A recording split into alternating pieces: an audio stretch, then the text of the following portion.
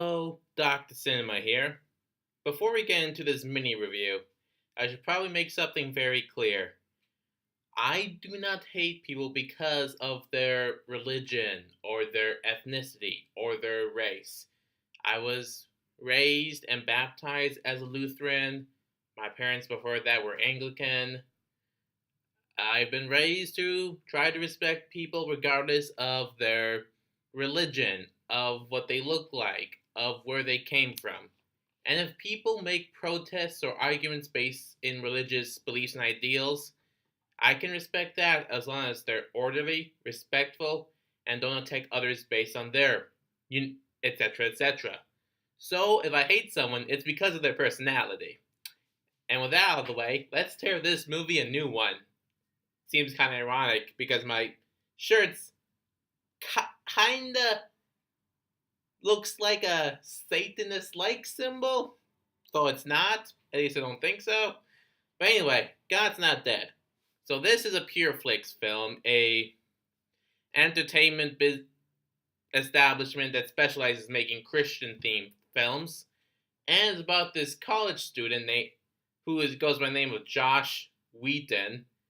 Weird Easter egg reference, as he takes a college course in philosophy, and this philosophy class is taught by a professor who, at the beginning of every semester, makes his students sign a piece of paper saying that God is dead, which at best makes him look shady, even this is like a private education establishment, and at worst, will get his ass fired.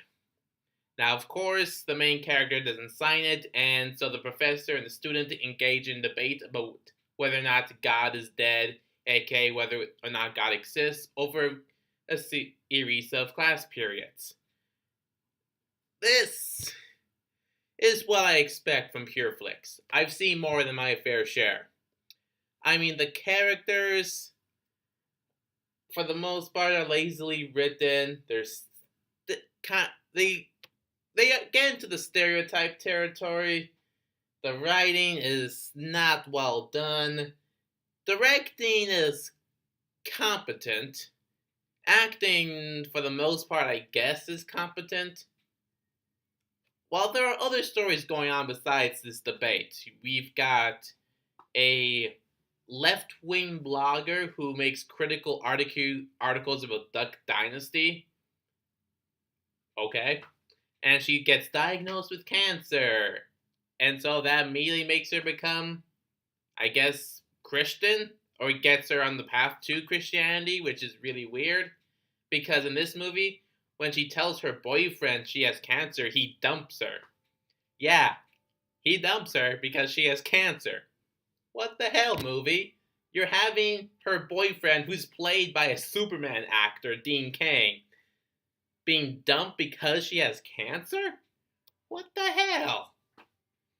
And there's also a little mini storyline with two reverends. One of them, Reverend Dale, played by David White, I think co-founder of PureFlix. And honestly, their little story is actually kind of innocent enough.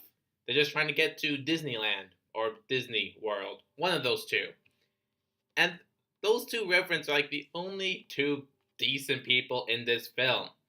Because the professor is an atheist.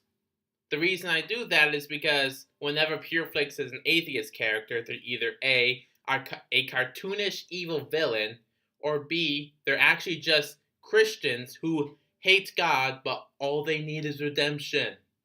And of course, the professor, played by Kevin Sorbo, is the second of those two. And even as he gets a little bit on the path of redemption, he gets killed by a car. Yeah, kind of a dark note.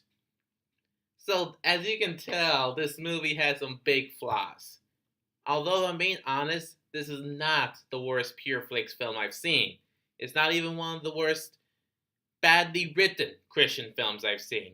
I say badly written Christian films because I'm sure there are Christian themed films that are generally well written and don't have bad characters.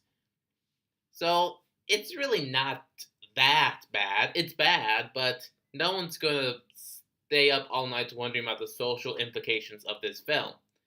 And I guess financially it did successful enough to warrant a sequel, God's Not Dead 2, which of course I'm going to take a look at. And that's what I have for this review. Sorry if I wasn't really specific enough. I was thinking of doing the full review, but I decided no. But the Cinema Snob over at his YouTube channel does have more in-depth reviews of these two films, so you can go check those out. So, like, comment, subscribe, share, and Dr. Cinema will see you next time.